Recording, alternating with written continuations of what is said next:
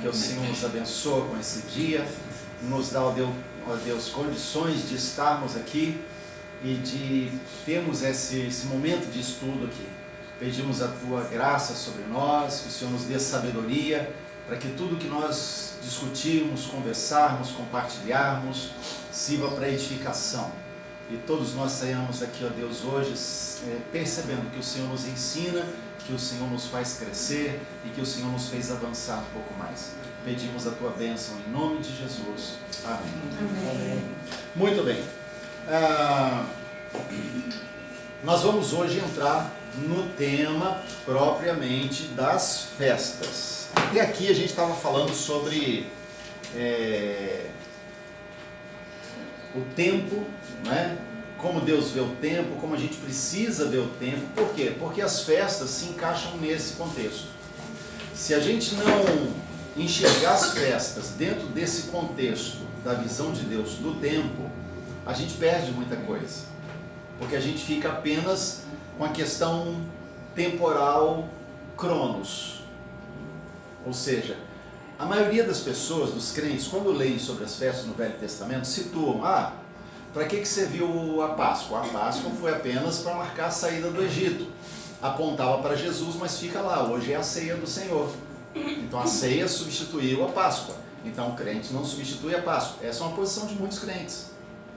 Aí você olha, por exemplo, a festa dos tabernáculos. Tabernáculos lembrava que o povo viveu em tendas no deserto e o Senhor preservou, né? Não se gastou a roupa, não gastou as sandálias dos pés. O Senhor cuidou deles durante todo aquele tempo em que eles viveram no deserto. Então, tabernáculos é isso. Então, quando você situa apenas dentro do cronológico, você vai ver apenas eventos históricos. Mas quando você começa a olhar a partir da visão de Deus do tempo, então você começa a perceber que Deus, de fora do tempo, conduz todas as coisas, estabelece as festas para revelar o seu plano eterno. E assim como tudo que Deus faz tem um propósito, da mesma forma, as festas estão dentro desse tudo, né? Elas revelam um propósito de Deus.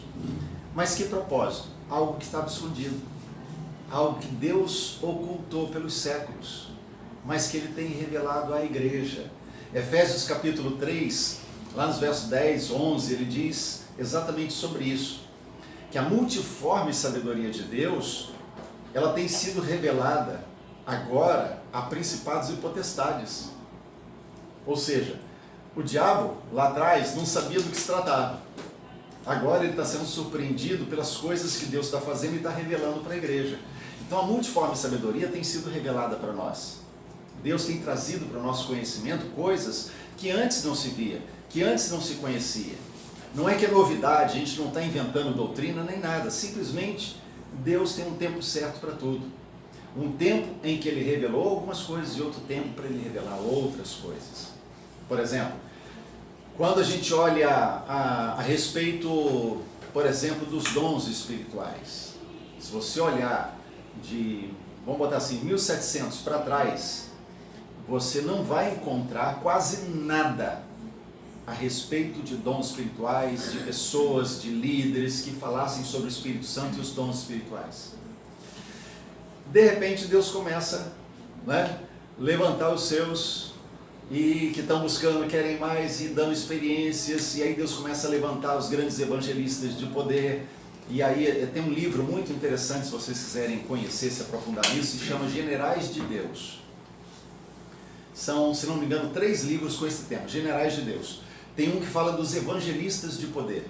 É muito interessante. Outro fala sobre os avivalistas.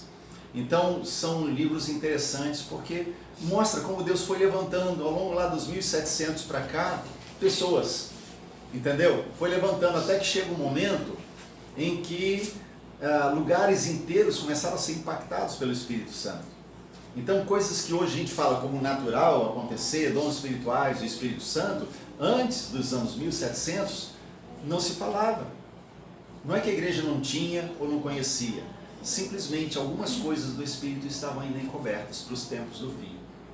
Quando Deus dá a profecia de Daniel, Ele diz para Daniel, sela esse livro, sela esse livro até o tempo do fim. Então, por exemplo, durante muitos anos não se falava sobre a interpretação das profecias de Daniel. Mas quando você olha lá dos anos 1980 para cá, você começa a encontrar pessoas escrevendo livros, pregando sobre Daniel e trazendo interpretações, algumas, lógico, se equivocam, nem todo mundo não é perfeito, principalmente porque a revelação é progressiva. Mas as pessoas falando coisas que até hoje se crê assim. Mas onde estava essa verdade? Ela estava no livro, mas Deus selou. Para quê? Para o tempo determinado da revelação. As festas, a mesma coisa. Se você pegar aí 20 anos para trás, 30 anos no máximo, você vai perceber que não se fala das festas bíblicas. Poucos falavam disso. No entanto, mais ou menos eu diria assim, final dos anos 1990, para cá, a igreja começou a acordar para isso. Deus já tinha muitas pessoas que olhavam para Israel, que iam a Israel, mas a celebração das festas, como nós vemos hoje, não se tinha.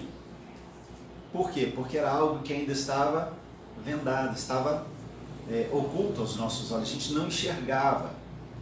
Mas por que não enxergou antes? Porque Deus não revelou. Amém? A gente não enxerga nenhuma verdade espiritual se Deus não revelar. Então por que hoje a igreja, de um modo geral, está acordando sobre isso? Porque Deus está trazendo revelação sobre isso hoje para a igreja de um modo geral. É simples. Fala, Rogério. Uma pergunta. Esta é a forma que está acontecendo agora na reforma, por causa dessa visão apostólica? Está vindo todo esse material depois da reforma.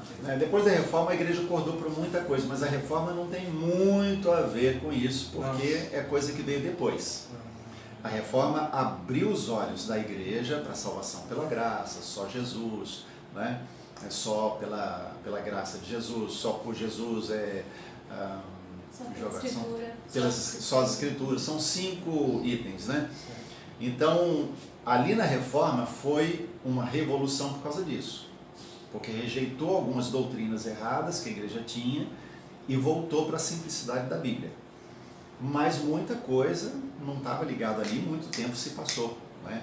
Até que a igreja começou a acordar para outras coisas. Aí o ministério apostólico mesmo, os 5 ministérios, vamos colocar, não foi só apostólico, os 5 ministérios, a gente pode colocar aí de 30, 40 anos para cá.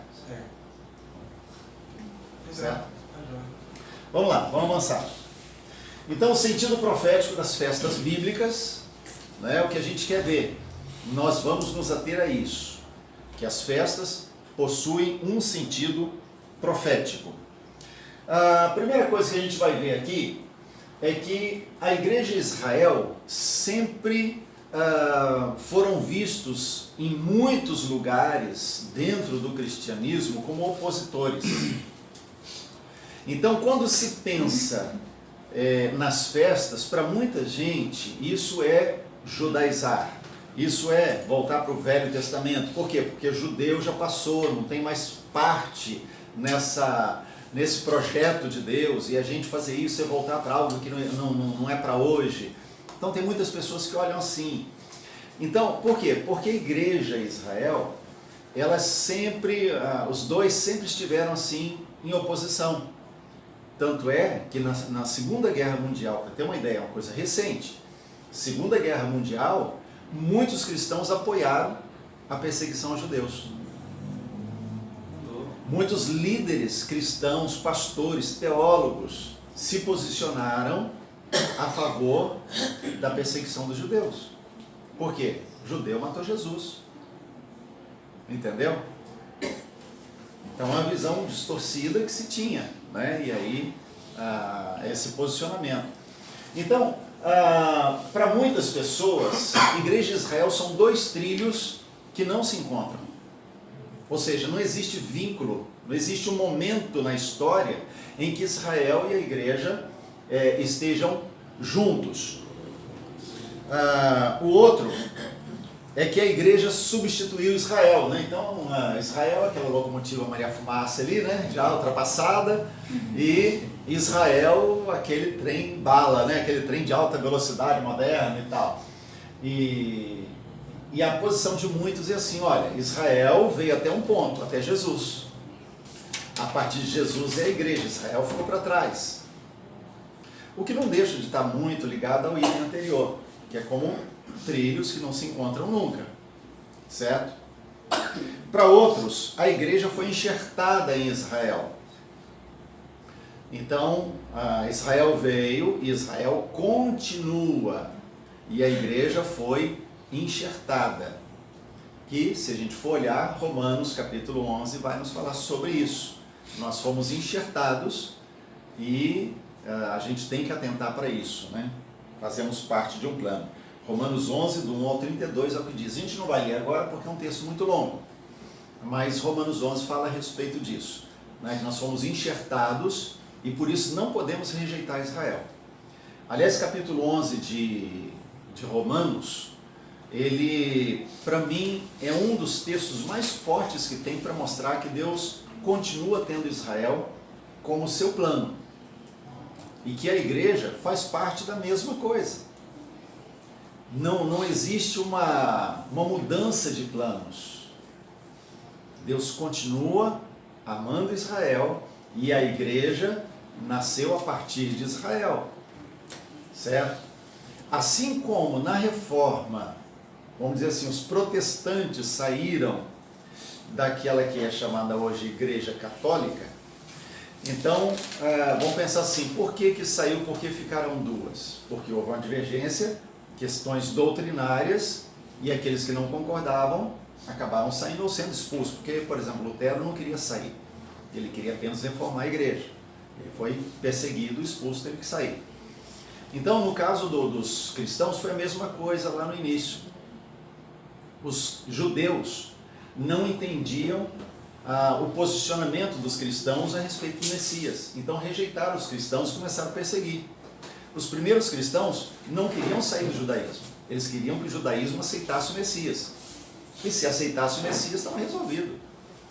Mas como eles não aceitavam, eles perseguiram os cristãos. E os cristãos acabaram saindo. Então, a história é mais ou menos a mesma. Só que, quando você olha, na verdade, a raiz é a mesma. Abraão. É a sequência de um plano que Deus falou para Abraão. Nós somos hoje resultado das promessas que Deus fez para Abraão lá atrás. Então vamos seguir. Então aí nós vemos a casa de Jacó. Aí lá em cima, Abraão com Sara tem Isaac, que é o filho da promessa. Com Agar tem Ismael, que é gerado primeiro por uma ação de Abraão e Sara, que não conseguem esperar o tempo de Deus, o Kairos de Deus, lembra? No Cronos, no tempo cronológico de Abraão, ele e Sara não teriam mais condições de ter filhos. Mas no tempo Kairos de Deus, sim. Porque Deus poderia intervir como fez. E Deus deixou esperar bastante tempo, né? Até Abraão chegar a 100 anos de idade para que nascesse Isaac. Então, Abraão com Sara teve Isaac, Abraão com Agar teve Ismael. E aí nós vemos algumas falas ou palavras interessantes, né? Eleição, escândalo de particularidade, aliança eterna com Abraão. Eleição, Deus escolheu Abraão, ok? O que Abraão fez para merecer ser escolhido por Deus? Nada, absolutamente nada. Ele simplesmente foi escolhido.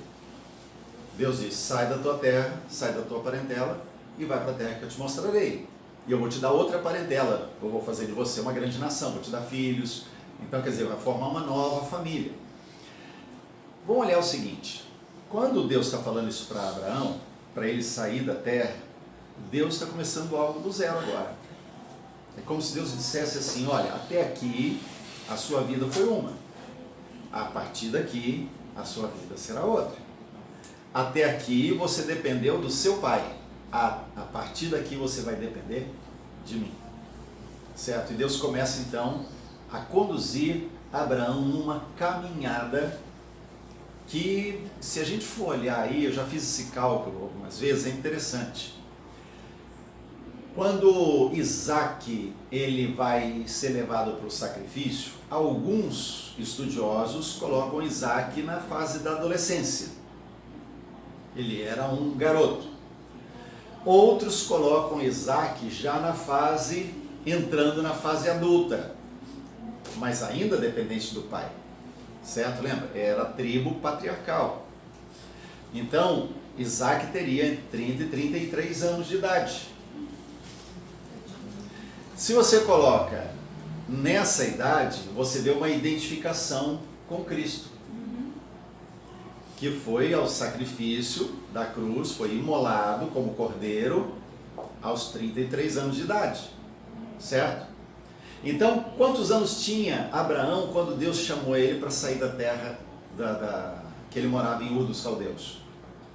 Que idade ele tinha? Quem lembra? 75. 75 anos, né? Ele tinha 75 anos. Com qual idade Isaac nasceu? 100. Abraão tinha 100 anos, ok? Então foram quantos? 25. 25 anos. Mais 33? 58 anos. Percebe? A gente lê a história, fica parecendo que foi assim. Abraão começou a andar com Deus aqui e amanhã a gente está querendo até sacrificar o filho. É ou não é? Nós somos muito imediatistas. Aí a gente olha aquela profundidade da vida de Abraão com Deus e tal, e a gente fica pensando, mas nunca vou chegar num ponto desse. Mas peraí, não aconteceu da noite para o dia. Não foi de uma hora para outra. Foi um andar constante. Abraão errou? Errou. Teve períodos de incredulidade? Teve. Mas ele perseverou em continuar caminhando com Deus, com erros e acertos. Esse é o segredo, essa é a chave. Mesmo com os nossos erros, mesmo avaliando os nossos acertos, nós precisamos sempre lembrar que Deus espera de nós apenas uma coisa: continuar caminhando. Continuar caminhando. Amém? É só isso. Porque o efetuar é com Ele, o querer e o efetuar é com Deus. Deus gera em nós o querer, Deus gera em nós o efetuar. Nós não fazemos nada de nós mesmos, a não ser que a graça de Deus seja conosco. Amém? Amém. Vamos lá. Então, ampliando um pouquinho, a gente vê ali, Abraão gera Isaac, Isaac, Esaú, Jacó, de Jacó vem as tribos, né? Então, aí nós vemos a coisa se multiplicar, né? E é interessante porque Deus, a gente tem falado isso aqui e a gente não pode perder isso de vista. Nosso Deus é um Deus geracional. Amém? Amém. O que isso quer dizer? Deus não trata apenas com a gente individualmente. A gente cresce no meio evangélico aprendendo que Deus trata conosco individualmente e para nisso. E a gente não pode perder de vista de que Deus trata conosco sim individualmente, mas não é só com a gente no individual. Deus trata conosco também em termos de gerações. Gerações. Quando Deus está tratando comigo, Ele não trata só com o Edson. Ele trata com meus 4 filhos, Ele trata com aqueles que virão depois, netos, bisnetos, gerações que virão. Ele não trata só comigo, Ele não trata só nessa geração que nós estamos aqui na igreja, mas Ele trata no Mateus e os que vierem depois. Entenderam? Porque a minha vida não diz respeito só a mim, diz respeito a mim, a minha casa, mas diz respeito àqueles com quem eu estou convivendo. Entendeu? Deus é geracional. Então isso quer dizer, Ele trata com gerações. Quando Ele está tratando, chamando Abraão, Ele está olhando para gerações. Quando Ele leva Jacó a uma experiência lá, que tem o sonho do céu, né, a escada, anjos subindo e descendo.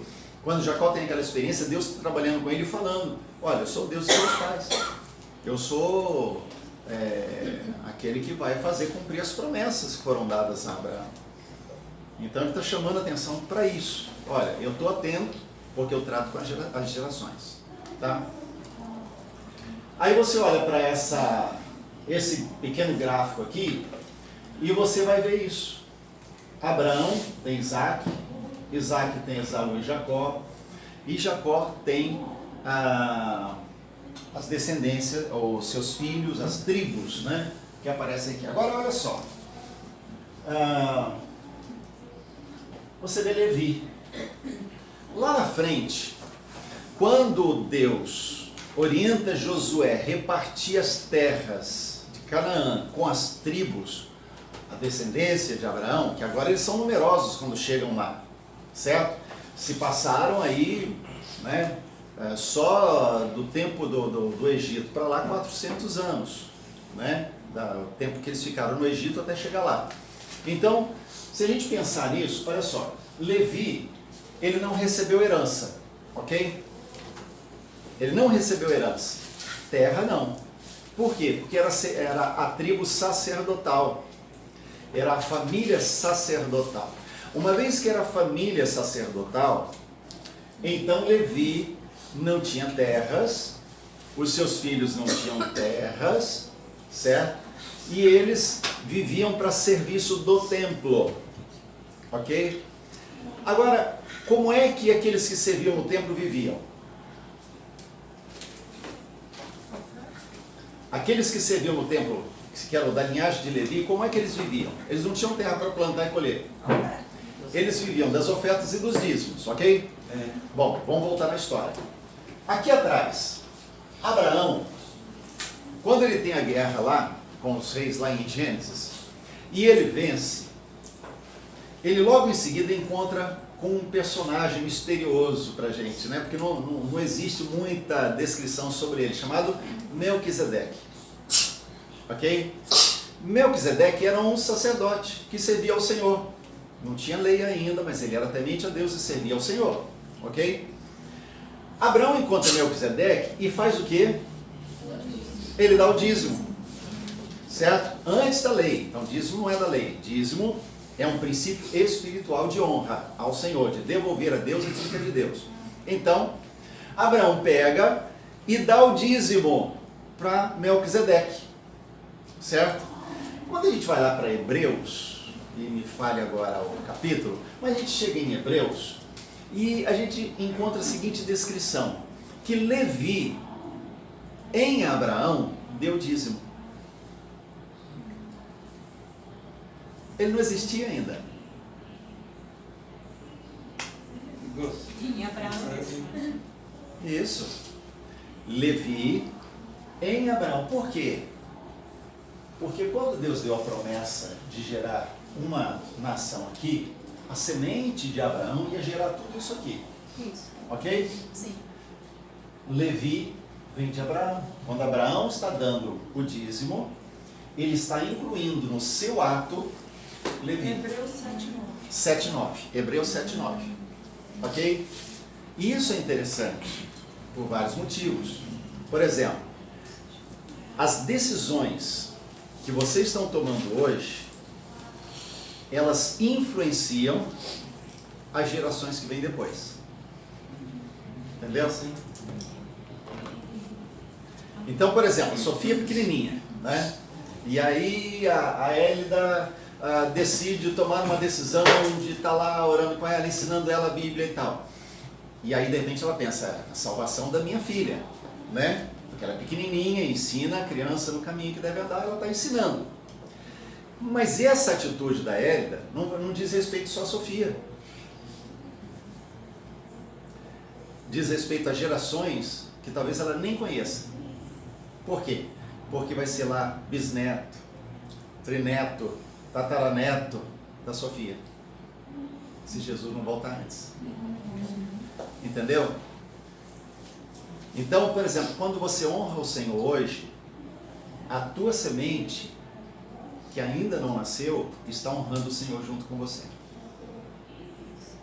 Quando você desonra o Senhor, a tua semente, que ainda não nasceu, também está desonrando o Senhor. É por isso que a Bíblia diz sobre a iniquidade dos pais chegar aos filhos, né, e até a terceira e quarta geração. Lá em Deuteronômio Por isso também 28. fala das bênçãos até 10ª geração. Entendeu? Quando a gente vê a Bíblia falando sobre isso, é nesse sentido, porque Deus não trata apenas individual. Aquilo que eu faço, aquilo que eu decido, aquilo que eu assumo na minha vida, acaba alcançando gerações. Para o bem ou para o mal. Certo? Mas vamos lá. E aí nós vemos como Deus fez. Qual foi o processo? Um homem, Deus chama Abraão, certo? Esse homem tem Sara, sua esposa. Então, um casal. Deus disse para ele: vou te dar um filho, vou te dar uma descendência, uma família, uma casa. O que significa casa, gente? Eu expliquei outro dia num culto, né? Casa na Bíblia não são as paredes, mesmo porque eles não tinham tijolo, né? Eles faziam tenda. Abraão viveu em tendas, né? Então, não tem a ver com esse espaço físico. Casa não tem a ver com a família. Família é uma coisa, casa é outra. Ok? Casa, na Bíblia, é o ambiente de relacionamentos da família. Entendeu? Então, por exemplo, quando a gente fala da casa se referindo a Bereana, nós não estamos falando do prédio, nós estamos falando do 450. Nós estamos falando do ambiente de relacionamento da igreja. Nessa casa tem uma família chamada família Bereana. Entendeu? Porque a família se constitui de pessoas físicas que estão interligadas por um laço profundo, no nosso caso, o sangue de Jesus, né? No caso de uma família comum, né, são os vínculos diversos também, que são vínculos específicos de uma família. Marido, mulher, pais e filhos, por aí vai. Então, no caso da família igreja, a gente está falando do vínculo espiritual em Cristo, né? Então, uma coisa é a casa, outra coisa é a família. Por isso a sequência aqui: um homem, um casal, uma família, uma casa, uma tribo. Abraão não viu a tribo. Concordam comigo? Sim. Abraão, ele viu Isaac. Depois que Sara morreu, ele casou outra vez, teve outros filhos. Mas ele não viu a tribo prometida, a herança. Ele viu Isaac. Ok? Então, mas ela faz parte desse processo. E um povo, ele também não viu o povo. Que Deus prometeu para ele nações. O que Deus tinha em mente quando Deus prometeu para Abraão nações? Eu e você. Porque através do filho de Abraão chamado Jesus, pessoas de todas as tribos, línguas, raças, nações foram agregadas à mesma árvore familiar de Jesus, a mesma árvore genealógica, vamos dizer assim, de Jesus. Nós fomos colocados lá por causa do judeu chamado Jesus, por causa do filho de Abraão chamado Jesus, certo? Então, Abraão não viu o povo, não viu essa multidão de nações, mas essas nações do mundo estão representadas na linhagem de Abraão através de Jesus. Então, um povo em uma terra, que é a sequência lá, né? Esse povo entra numa terra com uma lei, sujeito a um trono e um rei. É a sequência natural que acontece, porque eles entram na terra depois, possuem a terra, durante um tempo eles têm juízes, depois estabelecem um reino, certo? Vem Saul, depois Davi, e a sequência de reis que vem depois. E o que representa isso? O reinado de Jesus, certo? O reinado ou o reino de Deus se manifestando na terra. Na verdade, lá é um protótipo. Deus queria não um rei humano, Deus queria que ele fosse o rei. Quando escolhem Saul, ou depois Davi, e os filhos de Davi, Salomão e tal, o que acontece é que eles deveriam representar na terra o governo de Deus. Entendeu? Eles precisavam representar em Israel o reino de Deus. E é isso que nós somos chamados a fazer. Um povo que não tem um rei humano, tem um rei do céu. E nós precisamos espelhar na terra para as pessoas o reino que é do céu. Venha o teu reino, seja feito aqui na terra como é no céu. Ok? Vamos lá. Agora nós vamos entrar num tema interessante, que é sobre o sábado. Eu estou pulando a questão dos dias da semana, porque eu vou falar isso no final. Tá? Eu já falei que é aquele livro Tempos e Estações. Tempos e Estações, né? Eu troco o nome dos dois livros. Tempos e Estações. A gente vai falar um pouco sobre o conteúdo daquele lá. Mas hoje eu quero pegar sobre o sábado, porque o sábado ele tem um papel especial. Quando você vai para Levítico 23, antes de falar das festas, das 3 grandes festas, Páscoa, Pentecostes e Tabernáculo, Deus fala sobre o sábado. Porque o sábado é uma chave. O sábado é uma chave. Ou melhor, o Shabat é uma chave. E a gente vai ver a diferença entre um e outro. Então a festa semanal, fundamento para todas as outras. Tá? Então o sábado, ele é fundamento. O que é fundamento? Alicerce. Ele está na base. Se a gente entende o sábado, ajuda a entender o que vem em cima do edifício que foi construído. Levítico 23, de 1 a 3. Agora vocês vão começar a me ajudar com a leitura na Bíblia.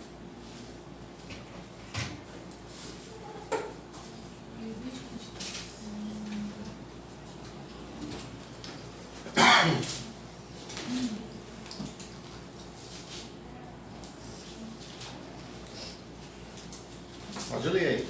Levítico 23, de 1 a 3. Depois falou o Senhor a Moisés, dizendo: Fala aos filhos de Israel e diz-lhes: As solenidades do Senhor que convocareis serão santas convocações. Estas são as minhas solenidades.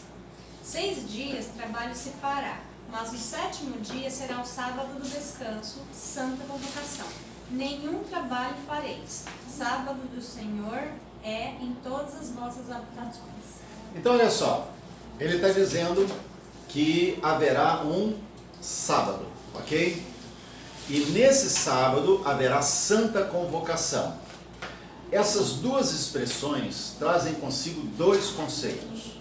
Um é o 7º dia da semana. Então ele diz, 6 dias vocês vão trabalhar. No 7º dia vocês vão descansar. Então o primeiro conceito é dias da semana, o 7º dia.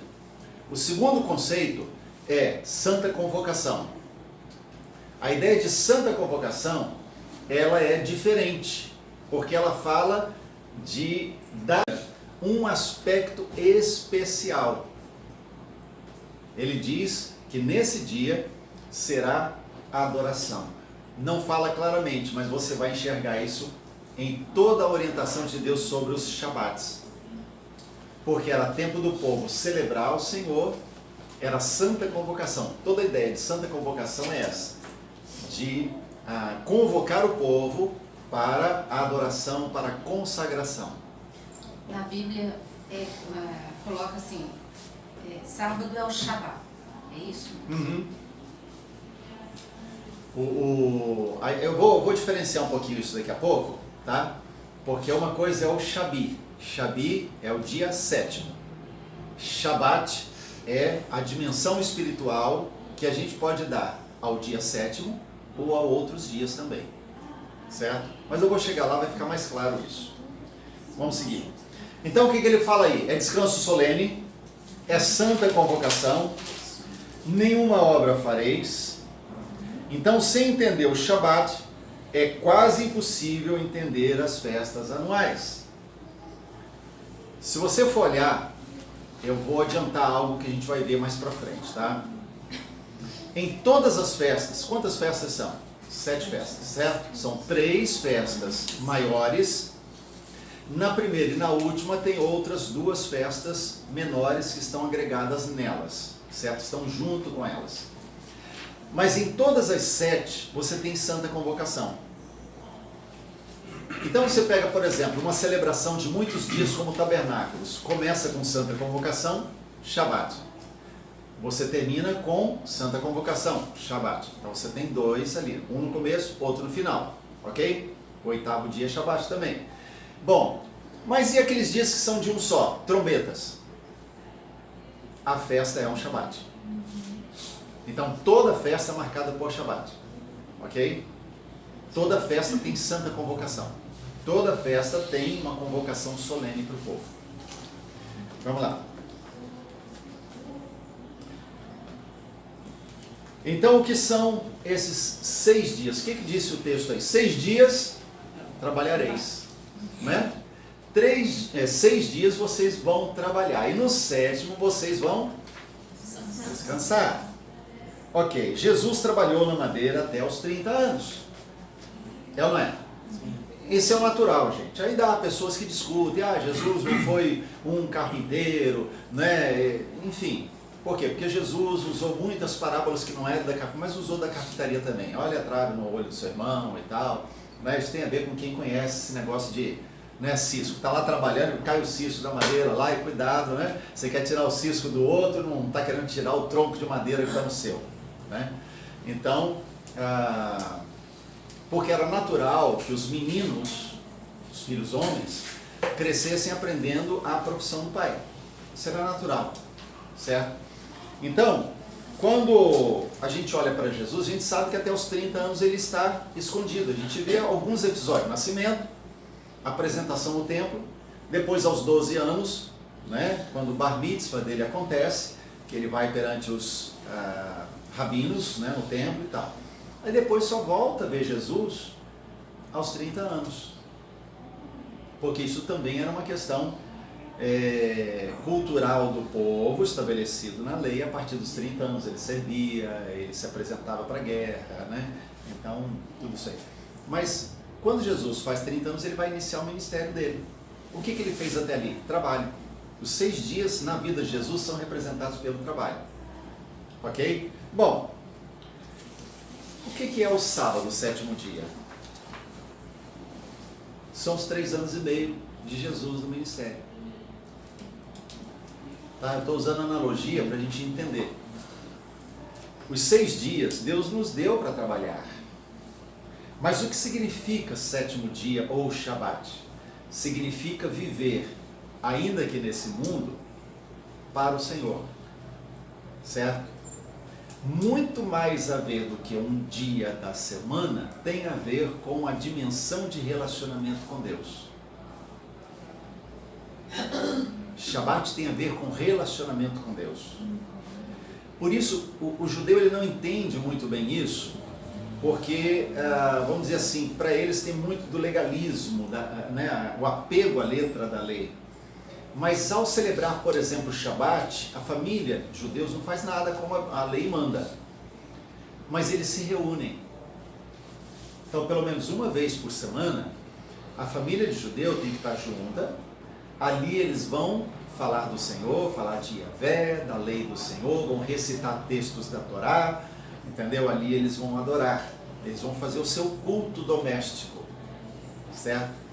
Então, o conceito de Shabat, não para o descanso, vou dormir até tarde, não fazer nada o dia inteiro e tal, muito além disso, Shabat tem um conceito de adoração, de vida com Deus.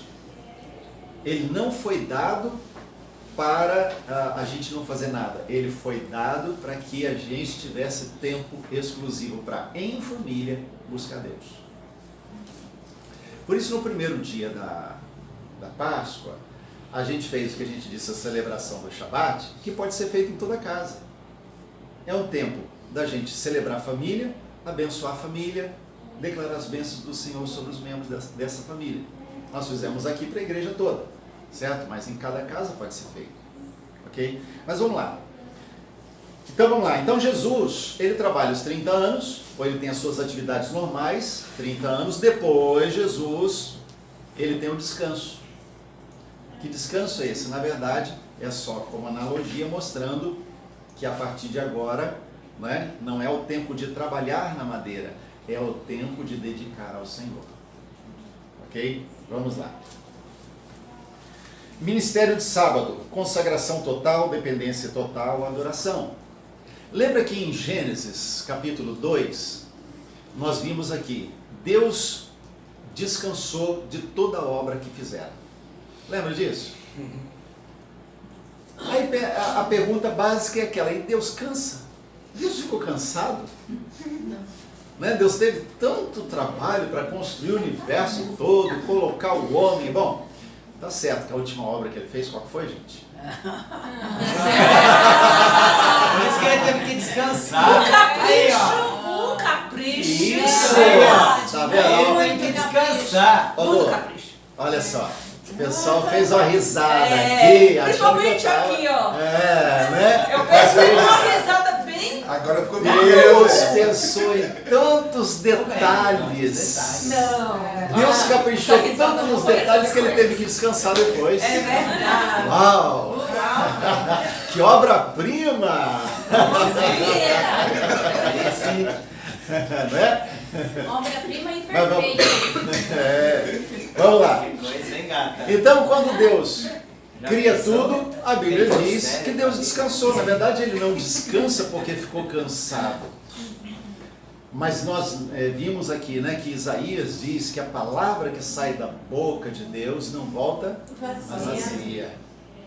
E Deus lançou a sua palavra. A Bíblia diz que a palavra é Jesus. Certo?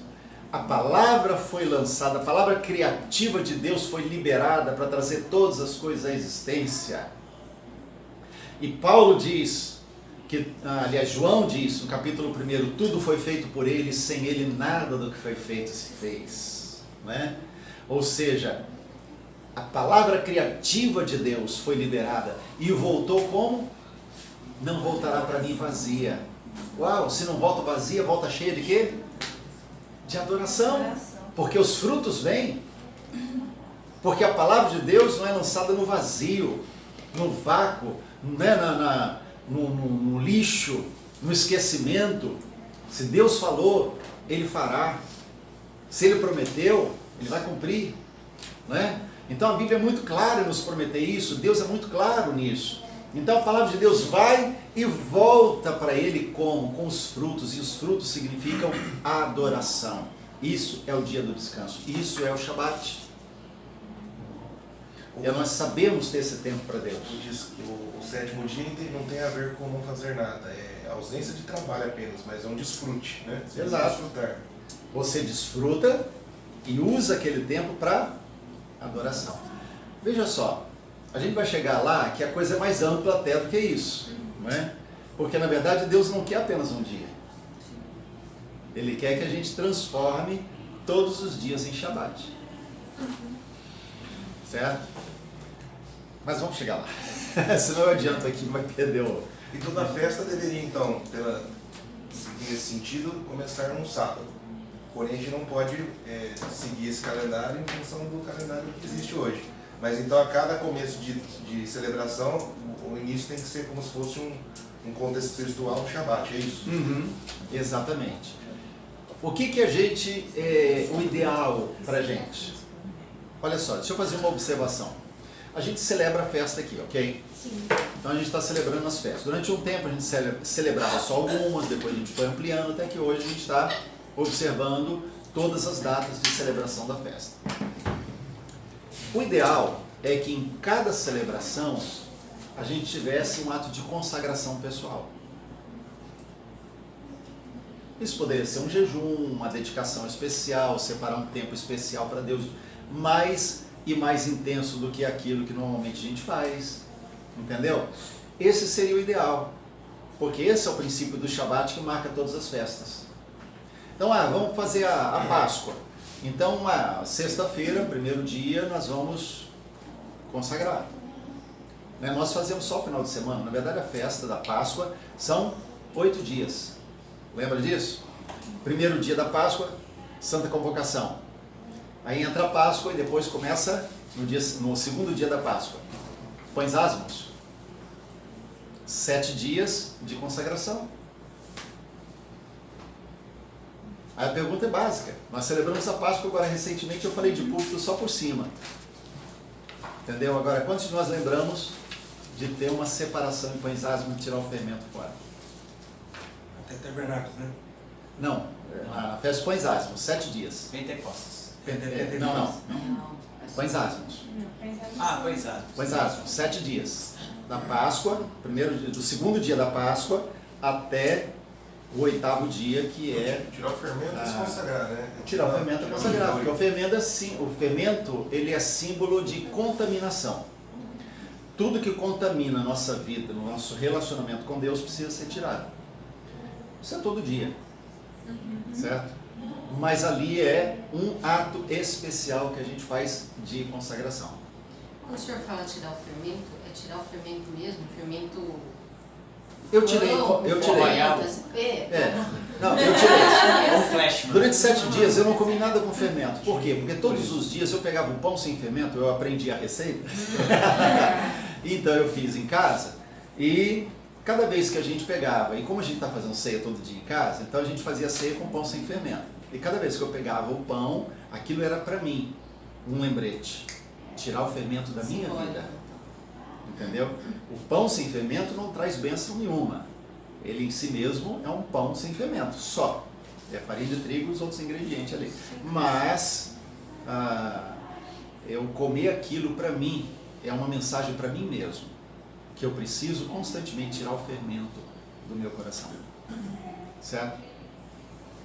Vamos lá. Então, para reflexão.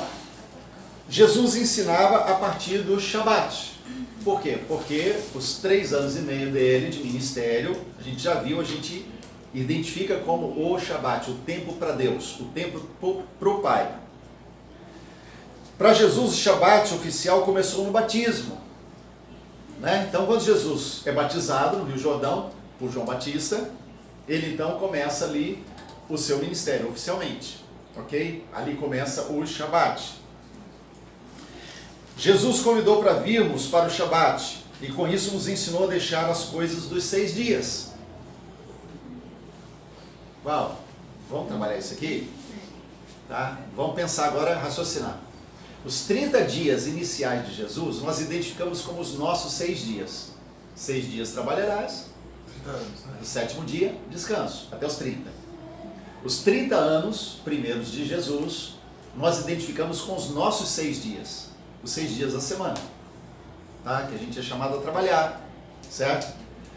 Mas os 3 anos e meio finais de Jesus, que é do ministério, nós identificamos como nosso Shabat, que é o tempo da consagração especial, ok? Então, Jesus nos convida para ir a Ele, mas ir a Ele no tempo do trabalho dos 30 anos ou ir a Ele no tempo do ministério de redenção dos 3 anos e meio? Jesus falou, vinde a mim, todos que estão cansados e oprimidos. Esse vinde a mim, Jesus está falando, vinde a mim nos 30 anos de trabalho ou vinde a mim nos 3 anos e meio de ministério redentivo? Mistério. Da obra redentora que ele faz nos 3 anos e meio. Ok? É isso que nós temos que fazer. E eu não posso ir a Jesus quando ele estava trabalhando em madeira lá, fazendo uma mesinha lá para a ceia da casa do Jacó, né? Eu posso ir até lá, mas ali ele não era Salvador ainda. Ele só se torna Salvador quando ele cumpre o seu ministério. Certo? É ali que nós somos chamados a entrar. Lá está o nosso sábado, lá está o nosso Shabat, lá está o nosso descanso. Ok? Deus instruiu a doar aos pobres o fruto dos 6 dias. Interessante, né? Olha só. Quando você pegar a orientação de Paulo para o povo, era assim. Você vai plantar. Então, aquilo que cair no chão, não recolha. Se você foi tirar o fruto do galho e algum ficou para trás, deixa. Para quê?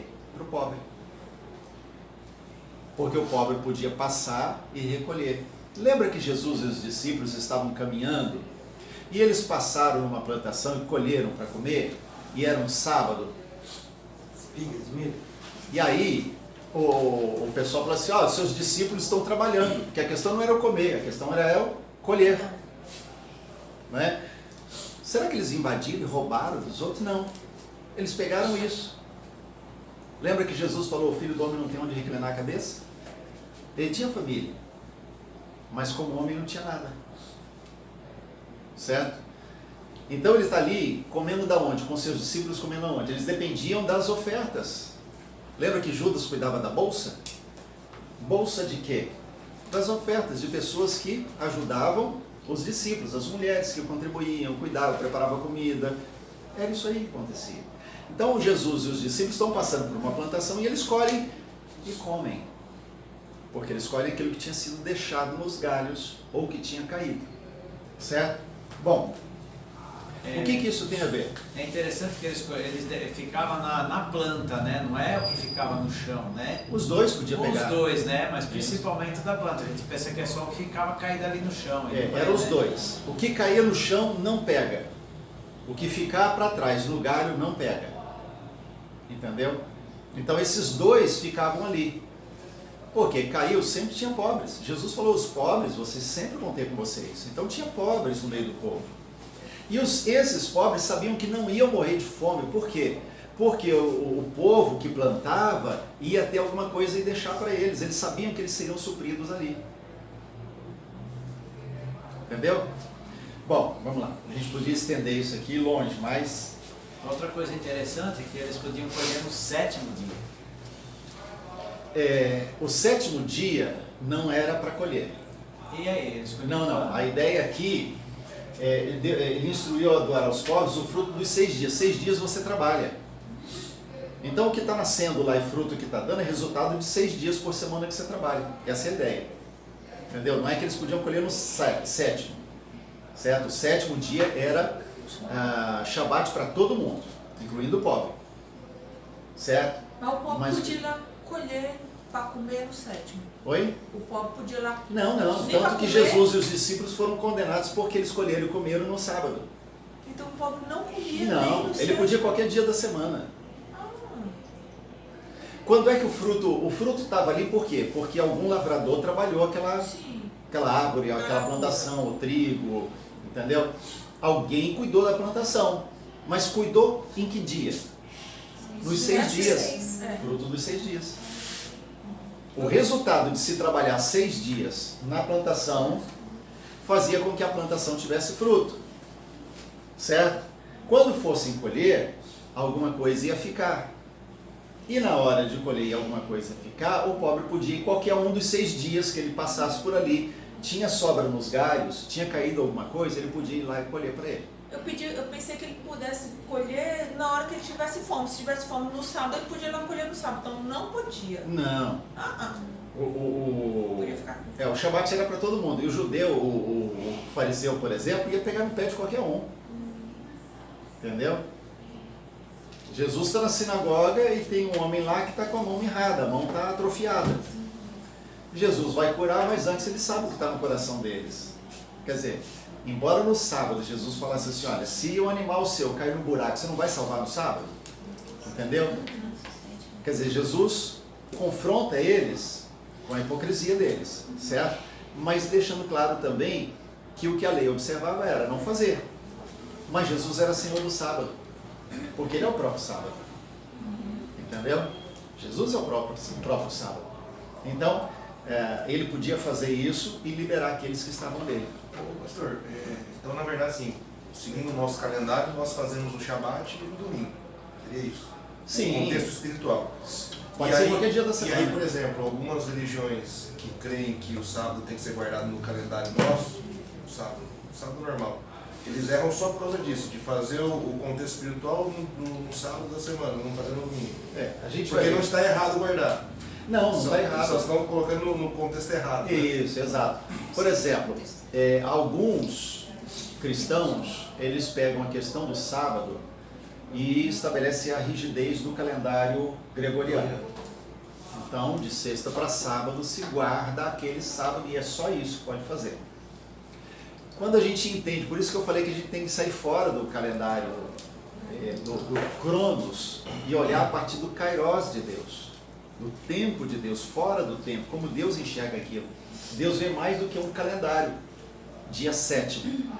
Deus vê aquilo como Shabat. Shabat é uma coisa, 7º dia é outro. Então tem alguns que são do 7º dia. Por que são do 7º dia? Porque seguem um calendário humano. quando você olha o Shabat, e a palavra Shabat ela é distinta no Velho Testamento. Shabat é uma coisa, Shabi é outra, entendeu? Shabat fala de uma dimensão espiritual que você vive no dia. Porque Deus não tem isso apenas para um dia por semana, mas para todos os dias. Mas a gente vai Como o chegar. calendário gregoriano não é o calendário de Deus, ficou a transformar esse contexto espiritual no domingo. Exato. E a gente vai ver que mesmo no calendário judaico, por exemplo, você tem semana com 2 Shabat. A gente vai ver, esse ano, por exemplo, a gente vai celebrar uma festa que vai ter 2 Shabat. Um é o dia 7º, porque o dia 7º é chamado a ser santificado também. Tá? Ou seja, você tem um dia que você separa toda semana para você buscar o Senhor. Mas você entende que como é uma dimensão, ele pode também acontecer em outros dias da semana. Ok? Vamos lá. Pastor, é só um aviso, você está saindo fora Tô do... saindo. É. Obrigado. Tem que... Aqui. Obrigado. Mais um X, né? Obrigado. É que eu, vai movimentando aqui. Eu não posso nem entrar na frente aqui, nem sair para lá. Não, tá bonitinho. Vamos lá. Então vamos continuar aí para reflexão. Há um padrão para o Shabat. Então nós estamos falando de Shabat, tá?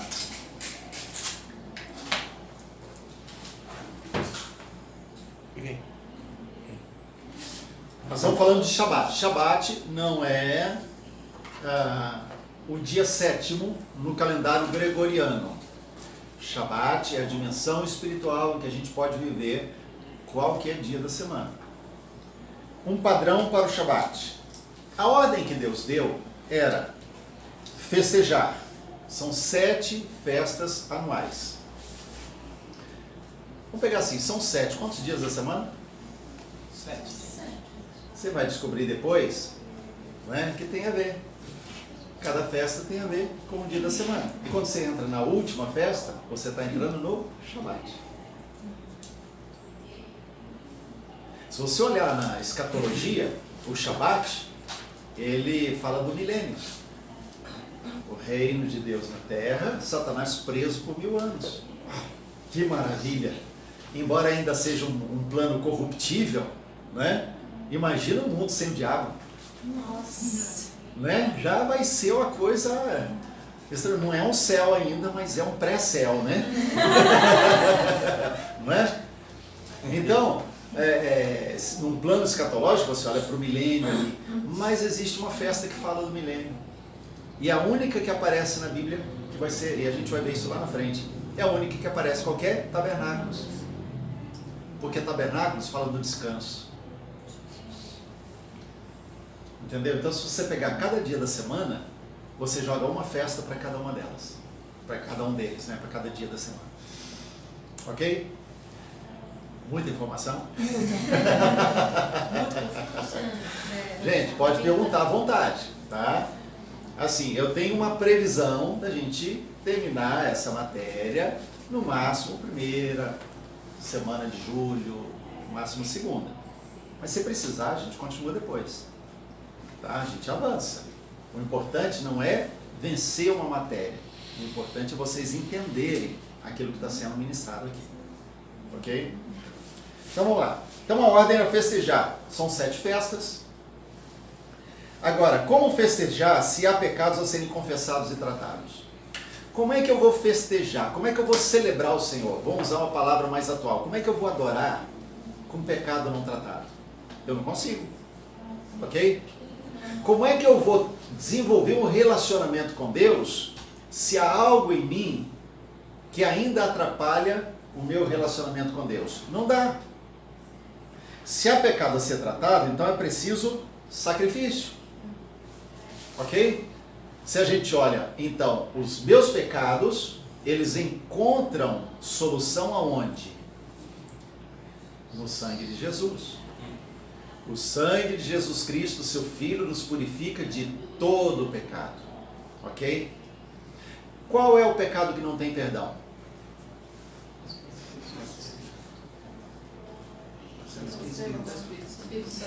E aí? 1 João está dizendo aqui, ó. Ele nos purifica de todo o pecado. Todo quer dizer o quê? Todo. Todo é todo, né?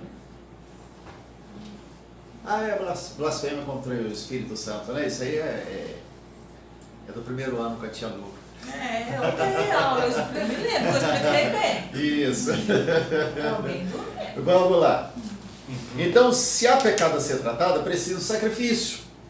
Sangue, o sangue de Jesus, que já foi derramado por nós. Após o sacrifício vem o descanso. E depois do descanso a festa. Então pensa, na nossa vida, eu quero adorar, eu quero servir ao Senhor, mas há pecado não tratado. Então eu vou para o Senhor.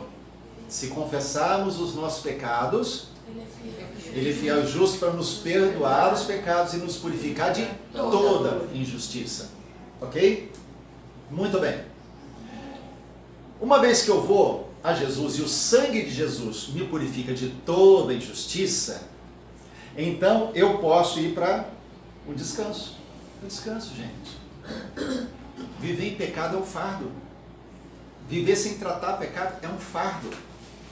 Mas quando a gente vai e a gente entende o perdão, a gente entra no descanso.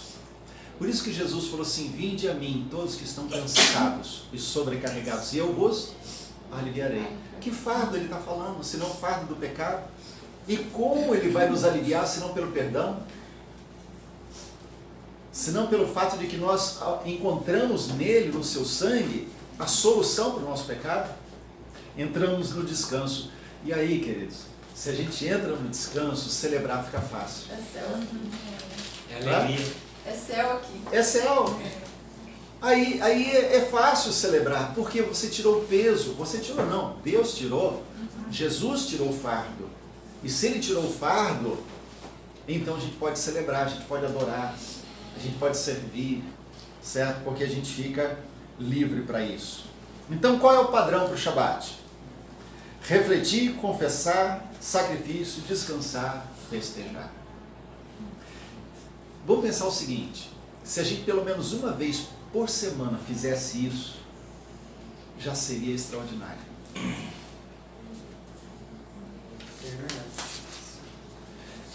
É que a gente às vezes vai empurrando e vai deixando coisas sem tratar.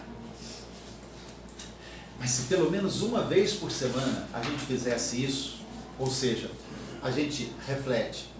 Vocês têm recebido os devocionais. Você pega devocional e você faz o quê? Ouve e deixa para lá. Você pega a sua Bíblia e lê. Quando você lê um texto bíblico, você lê e passa adiante. Quando você para refletir, para meditar, aquilo que é apenas letra se torna vida. Porque Deus começa a trazer revelação para você. Então, ou você ouviu, ou você leu, né? Mas você meditou naquilo que Deus está falando, aquilo se transforma em vida para você. Então é refletir. Aí, de repente, Deus mostra. Né? Você está lendo lá o texto e Deus mostra para você que tem coisa que precisa ser acertada na sua vida. E aí a primeira coisa que a gente tem que fazer é o quê? Concordar com Deus, gente. A primeira coisa é concordar com Deus. A gente não encontra alívio da carga de pecado porque a gente reluta em concordar com Deus. O confessar já é uma concordância com Deus, com aquilo com que eu fui Sim. impactado, né? É. Eu concordo com aquilo que Ele está falando, é verdade, da qual eu não estou praticando. Exatamente. Ou eu não estou fazendo, ou eu estou fazendo o que Ele não manda, né? Ou o que Ele reprova. Né? Então, eu tenho que concordar com Deus. E a concordância resulta nessa confissão. Né? Eu concordo com Deus de que eu não tenho condição. Vocês lembram do conceito de depravação total do ser humano? É muito forte isso, mas a gente tem que ter isso em mente. Pare e pensa comigo. Uma criança recém-nascida é totalmente depravada? É ou não é? É. Ela é. Mas ela vai para o céu? Ela vai. Por quê? Hã? Arrisca, gente. A tia Lu tá aqui. Vai arriscar. Ela vai para o céu por quê? Ela não tem consciência que a Arthur está fazendo errado ainda. É isso? Pela graça. É pela graça. Mas o porquê que Deus vai salvar? Porque ela não tem condição de se decidir ainda. Não é porque ela é inocente, gente. ela não é inocente. A criança nasce no pecado, ela nasce na iniquidade, ela nasce com um coração totalmente depravado. Sem Jesus, todos nós estamos totalmente corrompidos. Sem Jesus, a criança recém-nascida merece o inferno. Mas Deus colocou algo, uma chave. Qual? A decisão. Quem crê. Então precisa crer. Como é que a criança vai crer? O recém-nascido. Ele não tem condição de decidir. Concorda? Então Deus não leva em conta o tempo da ignorância. Certo? Por quê? Porque agora ele anuncia. Ele anuncia o quê? O tempo da salvação. Quem tem condição de decidir, decide. Então uma pessoa que nasce com problemas mentais, por exemplo, não tem condição de entender o plano de salvação, vai para o inferno? Não, por quê? Porque ele não tem condição de decidir.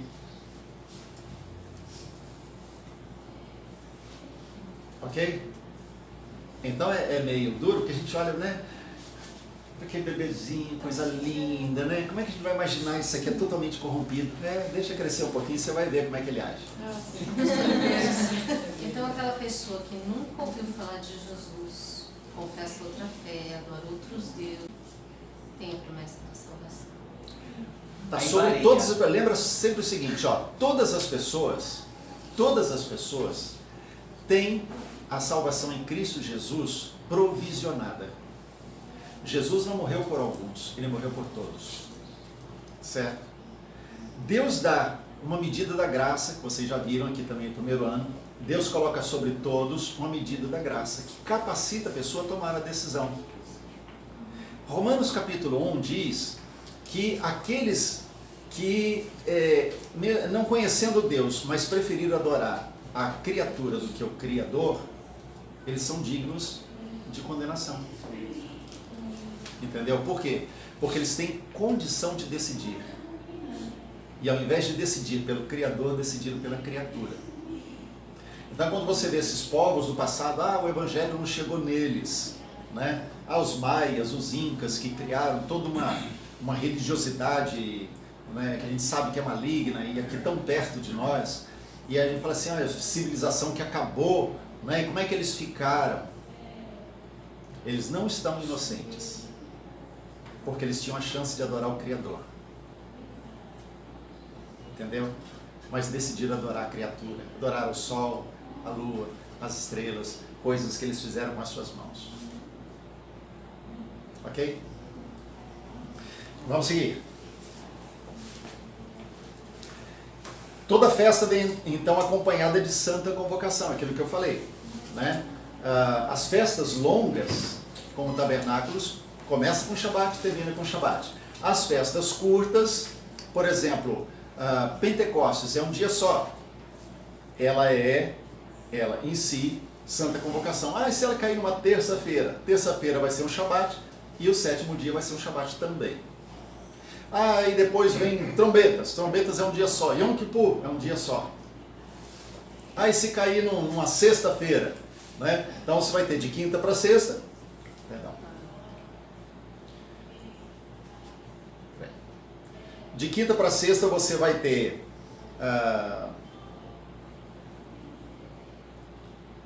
um Shabat, e de sexta para sábado você vai ter outro. Certo? Alguns estudiosos, por exemplo, o apóstolo Nicolau, por exemplo, ele faz no meio das mensagens dele, estudos, ele faz essa colocação, né? Que existe algum entendimento de alguns que aquela semana que Jesus morreu, era a semana da Páscoa, certo? Ela tinha 2 Shabats.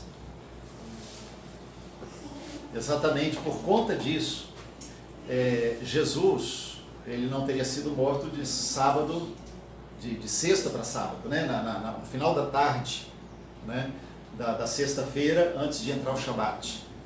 Ele morreu um dia antes, cumprindo-se aquilo que o próprio Jesus preconizou sobre Jonas, 3 dias no ventre da baleia, Jesus 3 dias no ventre da terra, certo? Então, é algo que é possível, mas ao mesmo tempo não tem como você estabelecer com certeza. Mas vamos lá. fora aqui.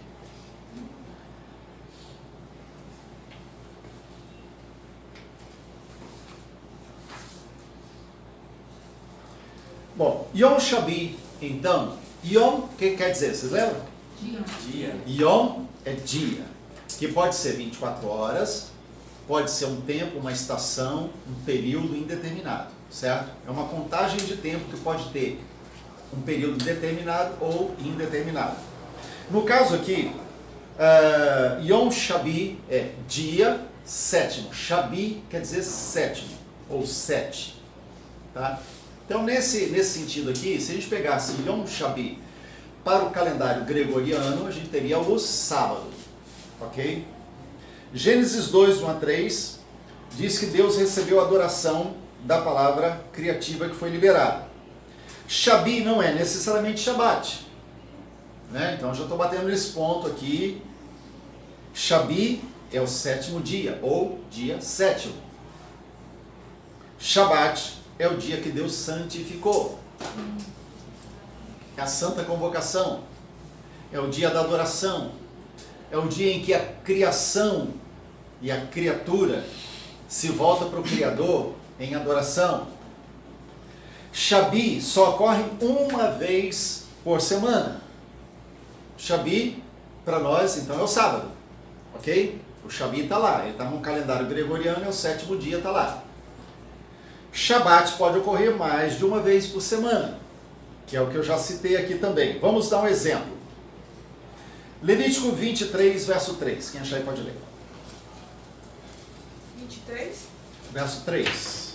Durante 6 dias se trabalhará, mas o sétimo dia será dia santo, de repouso completo, dia de reunião sagrada, no qual não fareis trabalho algum. Onde quer que habiteis será Shabat, sábado dedicado ao Senhor. Isso. Então ele está falando de Shabat, certo? Shabi aqui é também Shabat. Então ele está falando assim, olha, 6 dias vocês vão trabalhar, no sétimo dia vocês vão descansar, porque é Shabat do Senhor. Ok? É dia de santa convocação, é dia especial, é dia de adoração, é dia de santificação, é dia de consagração pessoal e da família. Levítico 23, versos 26 a 32. O Senhor falou a Moisés e disse: mas o sétimo dia do sétimo mês de Yang Apu, dia das expiações, da propiciação, tereis santa assembleia. Jejuareis e apresentareis a oferenda queimada a Yahvé. Nesse dia não fareis trabalho algum, pois é o dia das expiações, quando se realizará por vós o rito de expiação diante do Senhor vosso Deus. E toda pessoa que não jejuar nesse dia será expulsa no meio do seu povo. E toda pessoa que empreender algum trabalho nesse dia, eu a exterminarei do meio do seu povo. Portanto, nenhum trabalho fareis. É uma lei perpétua para os vossos descendentes, onde quer que habiteis. Será para vós um dia de repouso solene e completo. Jejuareis, e à tarde do 9º dia do mês, desde essa tarde até o pôr do sol seguinte, cessareis absolutamente o trabalho, celebrando o vosso Shabat, descanso. Isso. Então ele está falando o seguinte, ó, no 9º mês, no 10º dia, é Yom Kippur. Então, no pôr do sol do 9º dia, até o pôr do sol do dia seguinte, que é o 10º, vocês vão fazer o quê? Jejum, consagração, certo? Por quê? Porque é dia do Yom Kippur, ou dia da expiação. Então, historicamente, aquele dia que o sumo sacerdote entrava no Santo dos Santos e levava do sangue que era derramado pelo povo, pelo próprio sacerdote, pelo povo, e ele levava no Santo dos Santos para derramar sobre o propiciatório, que falava de Jesus, certo? Propiciatório era aquela espécie de bacia, né, que ficava sobre a arca da aliança, onde o sangue era aspergido. Ali ele era jogado um pouco desse sangue diante do Senhor, e o sumo sacerdote dizia: Senhor, aqui está o sangue, então perdoa os nossos pecados, certo? Quando isso acontecia, o Senhor liberava o perdão, certo? E liberava o perdão por quê? Porque ali estava o sangue. Lembra quando eles saíram do Egito? O sangue fazia o anjo da morte passar. Ali também, o sangue do cordeiro, né, do animal que era sacrificado, era levado diante de Deus e o Senhor passava por cima do povo. Não trazia morte, porque o perdão era chegado. Falava de Jesus. Então ele está falando do Yom Kippur, que se referia a esse momento especial. E ele diz, não vão fazer nada, é dia de Shabat. Tá? Agora vamos olhar. Dia 8 para 9, final da tarde do dia 8, até o pôr do sol do dia 9 de outubro desse ano, nós teremos o início de um duplo Shabat, né? Que é o Yom Kippur, que vai acontecer ali. Por quê? Porque nos dias 11 e 12 de outubro de 2019 é Shabat. É o dia 7º, que é o Shabat também. 2 Shabats separados por um dia. 2020, a gente vai ter na sequência. Então vai ser de quinta para sexta, Yom Kippur. De sexta para sábado, Shabat. Ok? Vamos lá. Olhando no calendário aí. Estou olhando aqui no calendário. Isso é o calendário de outubro, né? Então, de 8, começando no 8, no pôr do sol, até o 9, nós temos Yom Kippur, certo? E aí, na sexta-feira, dia 11, para o sábado, até o pôr do sol do dia 12, sábado, nós temos o Shabat. Lembrando que o calendário do judeu, né, que é o bíblico também, observa o quê? Pôr do sol, certo? Então, para nós, o dia começa primeiro minuto depois da meia-noite, certo? Começou um novo dia. Para o padrão bíblico que o judeu observa até hoje, começa no pôr do sol. Quando a festa é um dia só vai ter Shabat quando eles caírem no mesmo dia. Contexto espiritual e 7º dia. Todo sábado, Shabi é um Shabat. É um dia que Deus falou para a gente consagrar. Mas a gente vai chegar naquele ponto em que esse Shabi, né, ele pode ser para nós no terceiro dia, no quarto dia. No caso das festas que tem a chamada, aí tem vários dias de festa e se encerra. Isso. Por exemplo,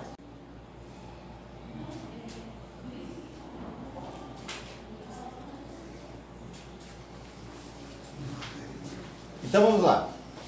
Então, se nós queremos viver todos os dias da semana como Shabat, não apenas um dia, mas todos os dias, aqui está uma chave.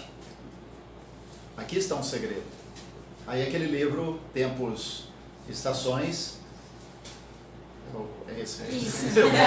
Sempre troca o nome. Tempos e Estações, que é o capa marrom, né? Ele trabalha essa questão aí. Então, é o marrom.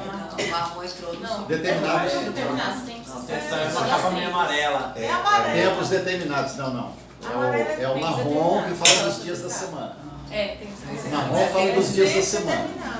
E o outro de capa clarinha, ele fala dos signos dos meses, fala na área de batalha espiritual, que é complementado pelo... Não, perdão, gente. Os signos é o do rebolo. Signos do rebolo, tronos sobre tronos. Que é complementado pelo livro de capa mais clara, que é Tempos e Estações, que fala sobre as tribos de Israel. Esse é do Maurício, no amarelo. Do Maurício. Trono sobre trono, Davi Rebolo.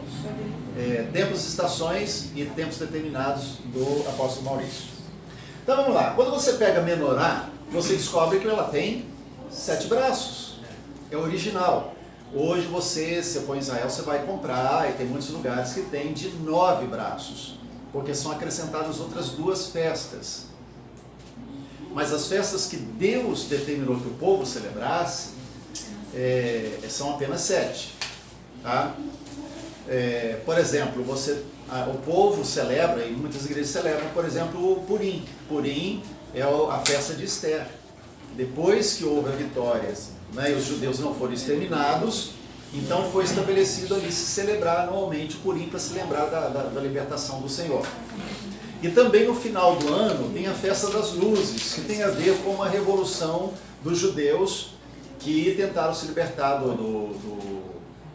dos romanos, né, antes de Jesus, e foram massacrados depois, mas eles conseguiram ficar quase um século livres da opressão dos romanos, né? E aí se celebrava essa festa das luzes no final do ano.